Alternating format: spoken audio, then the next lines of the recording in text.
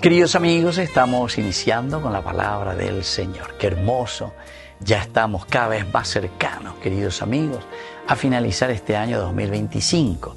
Ya estamos en nuestra liturgia, el tiempo de Navidad 2026. Ya bueno, guatama ina peñande yara humo guatajan guayanendia guatama ina yanendie. Pero a través de la primera carta del apóstol San Juan, capítulo 2, del 12 al 17, hijos, les escribo porque sus pecados han sido perdonados por el nombre de Jesús. Padres, les escribo porque ustedes conocen al que existe desde el principio. Jóvenes, les escribo porque ustedes han vencido al maligno. Hijos, les he escrito porque ustedes conocen al Padre. Padres, les he escrito porque ustedes conocen al que existe desde el principio. Jóvenes, les he escrito porque son fuertes y la palabra de Dios permanece en ustedes y ustedes han vencido al maligno. No amen al mundo ni las cosas mundanas.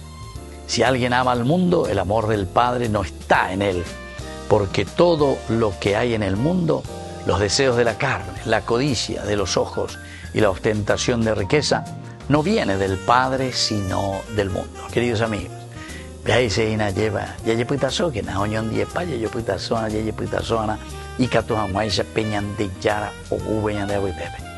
Pero aquí justamente nos dice, pero con tanta alegría que nos da a cada uno de nosotros, peñan de aroreui, dice que sus pecados ya han sido perdonados por el nombre de Jesús. Queridos amigos, por el nombre de Jesús nuestros pecados. Veáis ina peñan de yara ñan de pisinova ekwe pecurusuru vivea lleva. Peñan de yara uva ekwe que se ha encarnado, cumplió con su misión. ¿Cuál era la misión del Hijo, queridos amigos, al venir en medio de nosotros? Y justamente sacarnos del pecado, animarnos, para que también nosotros podamos hacer este mismo camino. A operar entonces la segunda partecita. Eiride ñan de peñan de yara ñan de pisinoma va ekweja. Coanga ñandea veñaña punuana yacu ñaña punuta veñande ya yapoña ina lleva esa nueva vida. Porque ustedes, dice, qué lindo que es, interesante, porque ustedes ya han vencido al maligno. Y por eso les he escrito, porque ustedes conocen al Padre.